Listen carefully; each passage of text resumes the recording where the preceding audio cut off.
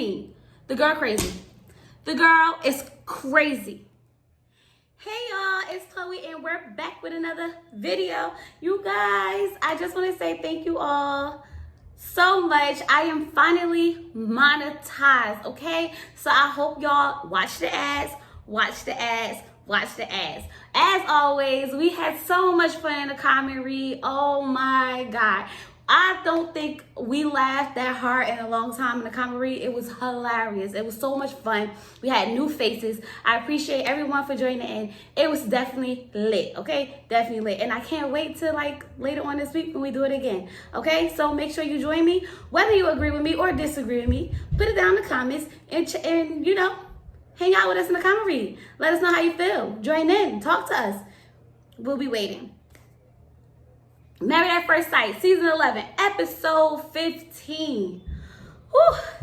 It's called Pack Your Bags, okay? But I feel like, ooh, this episode, a lot was going on, okay? It was a lot going on. It was hard for me to focus. I was trying. I was in and out, but I was there, okay? I took some notes, and we're going to go get into it, okay? So let's go. Now, everyone's riding home from, you know, the retreat or whatever. Everyone's having fun, okay? They got the song playing in the background like, we like to party every day. I can't remember the beat, but I'm just go, we like to party every day. Party, party every day. That's my song. I don't know. But anyway, everyone's having fun except your favorite couple, Henry and Christina. Of course, they're sitting there like, y'all, I just cannot. It's almost over. It's almost over. But anyway, when they get back to the house, Henry's just like, I want to, you know, keep it cordial, okay, whatever. But I'm still upset about the story she made up about me, about this lie, about these text messages. Like, I'm still upset, but you know what? I'm just going to be cordial. Okay? Now, Woody and Amelia are talking about decision day, and Woody is like, I guess this week we just going to figure out if the stink or whatever, okay? And she like, if it stink, and he like, yeah, she was like, but don't it always stink? And he like, no, it don't always stink. And I'm like, yes, it does always stink. Yeah, it does. But anyway, okay, Amelia and Bennett are just leaving it up to fate, okay? They talking about decision day, and they just leaving it up to fate, okay? They might flip a coin or two, who knows? I don't know, y'all.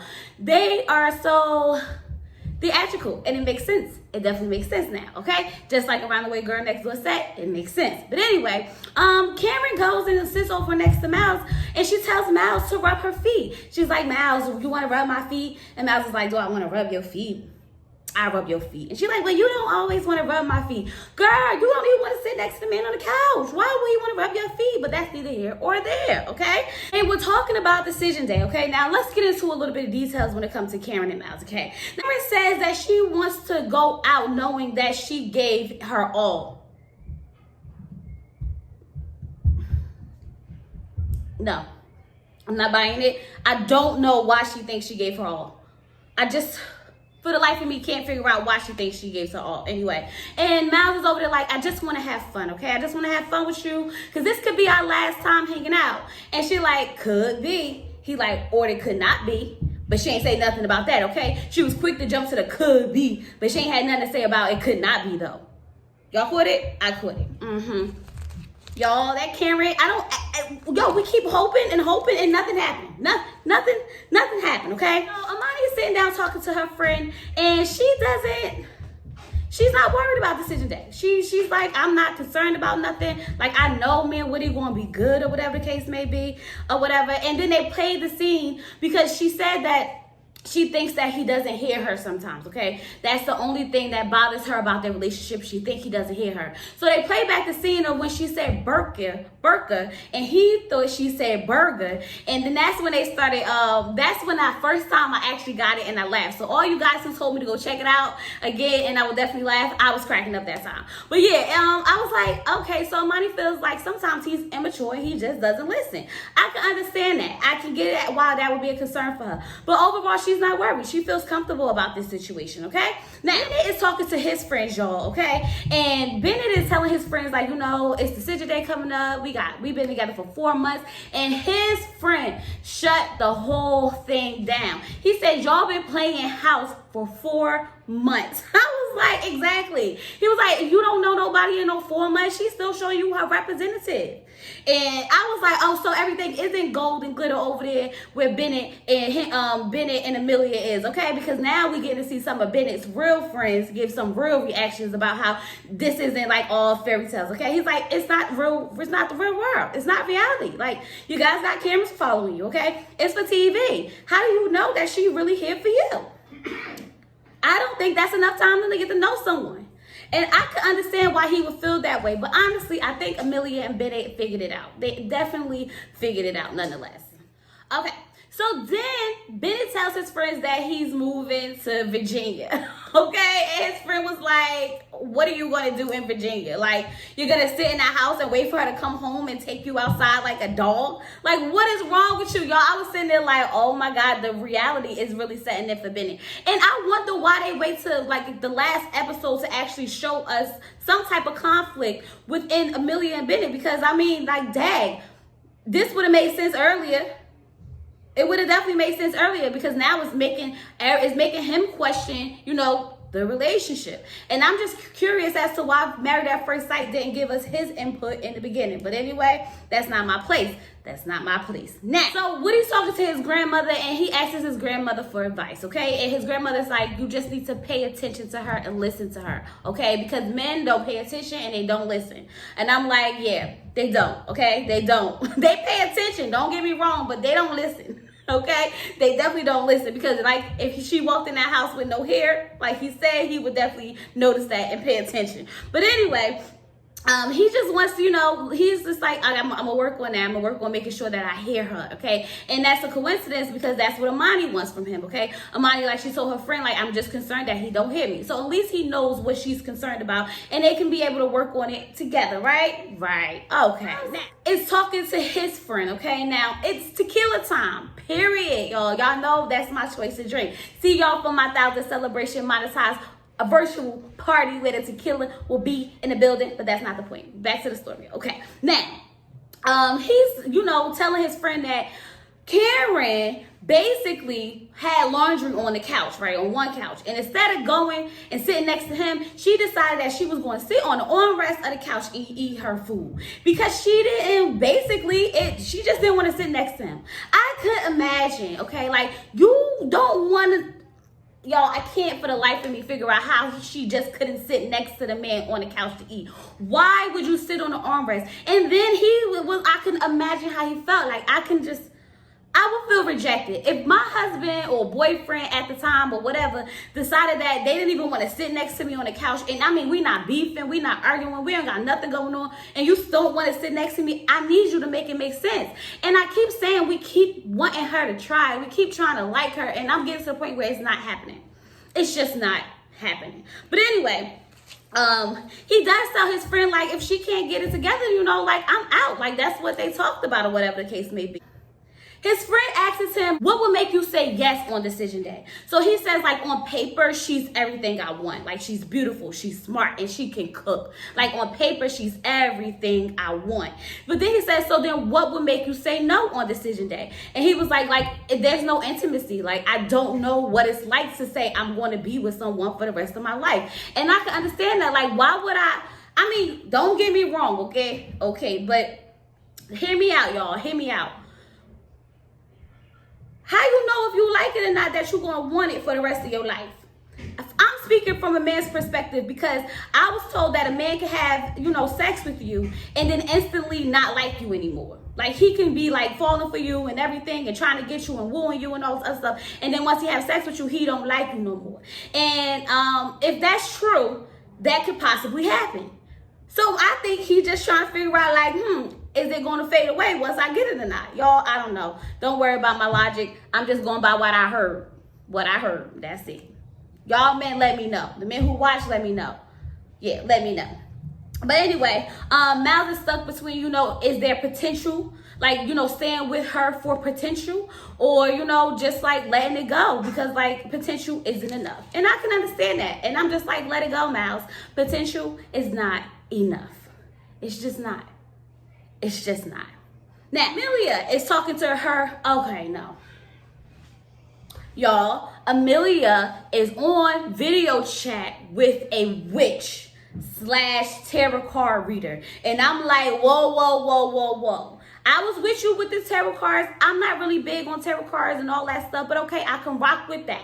But when you put the witch in front of it, then I'm getting confused, like what's going on here, or whatever the case may be.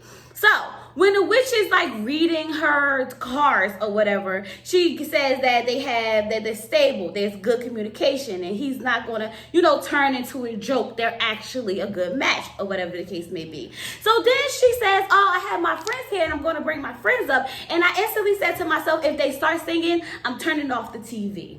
If they start singing, I'm turning off the TV. But they didn't start singing, you guys. They didn't start singing, okay? So Amelia wants to, asking her about the move, like what's going to happen with the move. She's like, just don't overthink it, because when you overthink it, that's when you make things worse, okay? And I'm like, yeah, I can get it, like just let it happen, I guess, or whatever. Now Amelia is sitting there telling her friends about her dream, okay? Her dream about a cucumber, Bennett being a cucumber, she eating a cucumber, and he's saying it's me. Y'all, I can't with Amelia this episode. I don't know why she worked on my nerve this episode too, and I don't know if it's because I feel like I'm starting to see a side of her that I really feel like is here for TV, and that might be why I felt this way this episode. But nonetheless, I still think her and Bennett are a cute couple, and they will work. Just saying.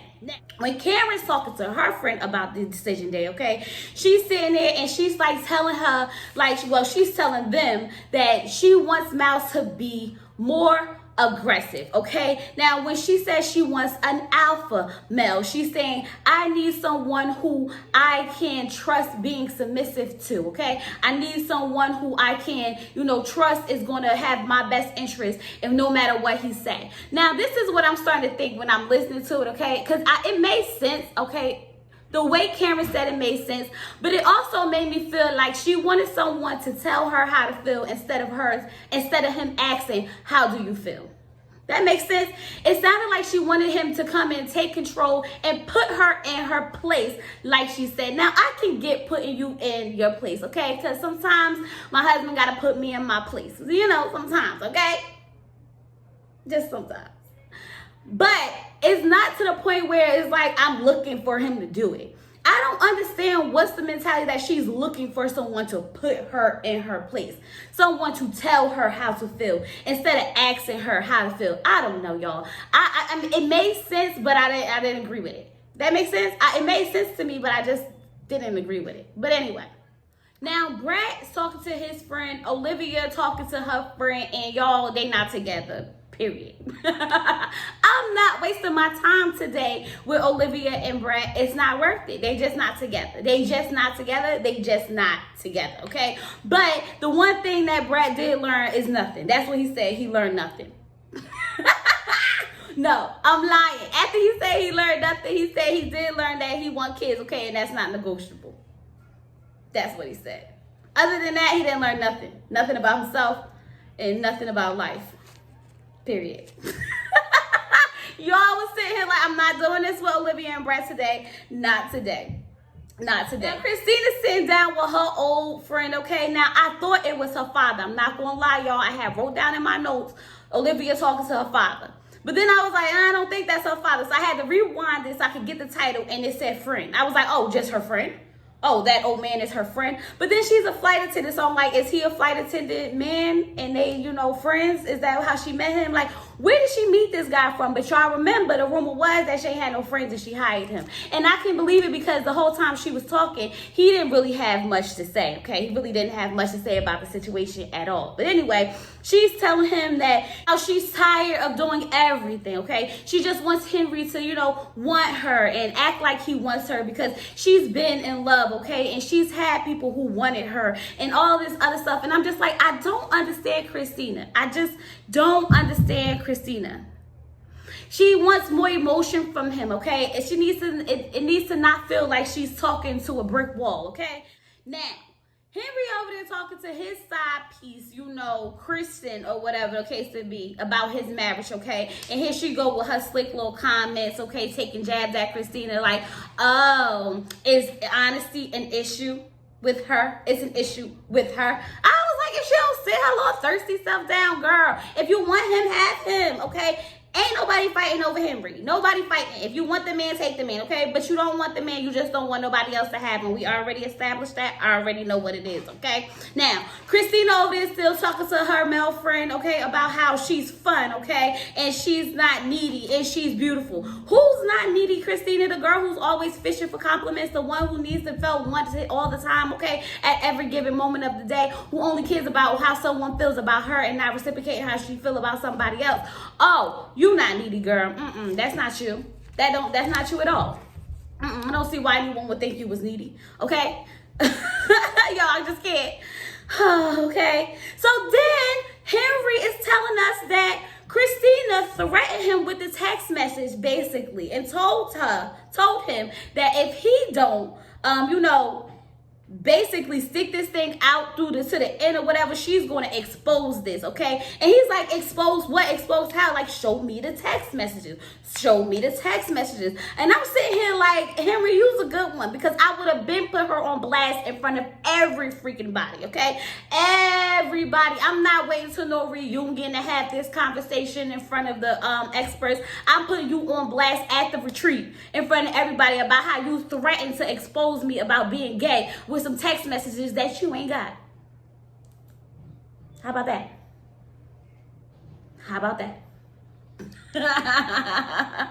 But I do find it weird that Henry didn't tell his side bae about old girl in a secret. That was a little weird. Definitely a little weird. Like you told Woody. You told the cameras, but you ain't tell your side piece? I wonder why. Just wonder why. Now, when Amani and Woody go out to eat or whatever the case may be, and I did learn that Amani curses like a sailor. Now, I'm no one to judge because I'm not perfect when it comes to cursing, but she had a curse after every word, okay? I was like, ooh, don't take her no more of her muscles. Ooh, don't make no more jokes with it, because she was dropping all types of curse words at every given moment. But it's okay with me. I'm an adult. I'm grown. I can deal with the cursing. But it was interesting to realize that she really does have a potty mouth, okay? She really does. Now, Woody is saying that he never thought, like, he didn't even think love was real. And she's like, then if you didn't think love was real, why did you want to get married? And I was wondering the same thing, okay? But anyway, he's expressing how, he feels like she made him better and he's really in love with her. He's just like breaking it all down for her. It's beautiful. It's cute. And I love it. I definitely love it. Now, let's get over to Amelia and Bennett. Now, Amelia and Bennett are talking while they're celebrating their last dinner together, okay, whatever the case may be. Now, Amelia tells Bennett that she came on the show mainly just to be on the show because she thought it was cool. Okay, for one, she didn't think she was going to get chosen. And then she said, like, I felt like I can really, get along with anybody. Like, even if it was a snowman.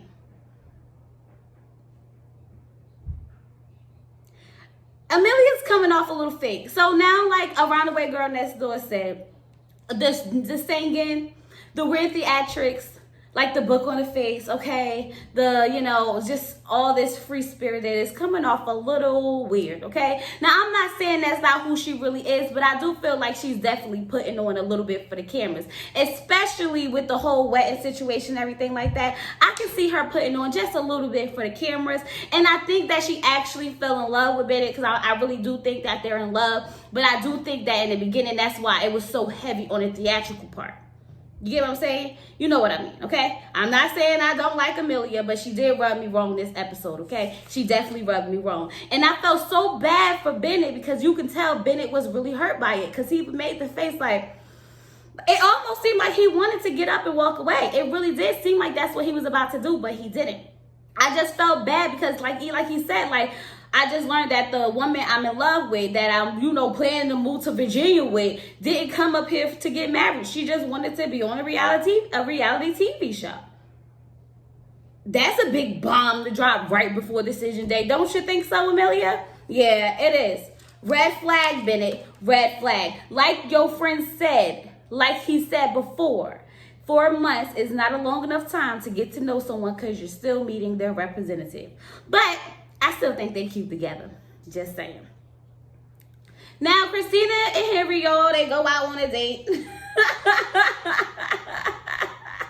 And the walkway is so pretty with all the lights and everything. Y'all, I just laughed at this scene so much, okay? Christina says, like, she is just so proud of them for sticking it out because, like, how many things have they stuck out in their life or whatever the case may be, okay? And just not giving up, okay? She says that she knows she's act cruel sometimes and she, you know, she's rethinking all the things that she said and all the things that she's done. And I'm like, oh, the lies you tell?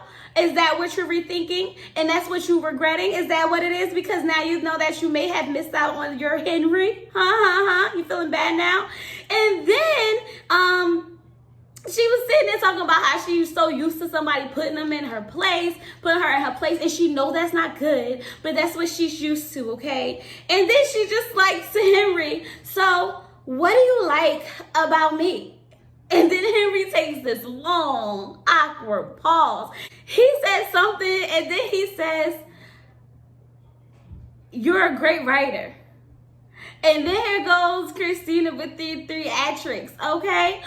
Oh my God, did you really, like, because that's so sweet.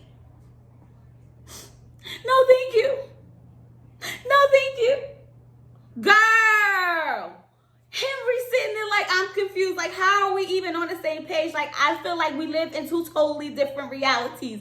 And y'all, I was like, the girl is crazy. She is crazy. Why are you crying? Y'all, I needed to make sense. Like, he just said you was a good writer. And that just, she needs love. Christina needs someone to hug her and hold her. Because if that's how she feel about somebody saying that she's a good writer, somebody needs to hold her and hug her. Homegirl needs counseling, okay? Real counseling. She got some deep down issues in the inside, okay? Because I was confused as to why she was crying. And Henry was confused as to why she was crying. And I'm sure you were confused as to why she was crying. Yeah, okay? So then, y'all, I'm not really going to get into the rest of the episode because it really wasn't that good. And I don't feel like wasting no more of you guys' time, okay? We always have these long videos. And I feel like anything I missed, we can discuss it in the comment read. But I am going to say this, okay? When Woody and Amani was having that conversation in the bed and Woody said to Amani that he does not know how he will act if she says no, I understood it. I don't know why Amani was like, I need you to break it down. Like, I don't understand where this is going. Like, I'm seeing a different side of you and I don't like it. No, girl, the man is in love with you. If you tell him you want a divorce, he's going to flip the F out because he loves you. Oh, and that will prove my point of you not listening to me. Ain't no point in listening no more anyway because you already want a divorce, sis. Like, that's what it would come down to. Now, according to the preview, it seemed like she said she wanted a divorce, but we all know she ain't getting no divorce because if she was getting divorced, they definitely wouldn't have showed it. That's for one.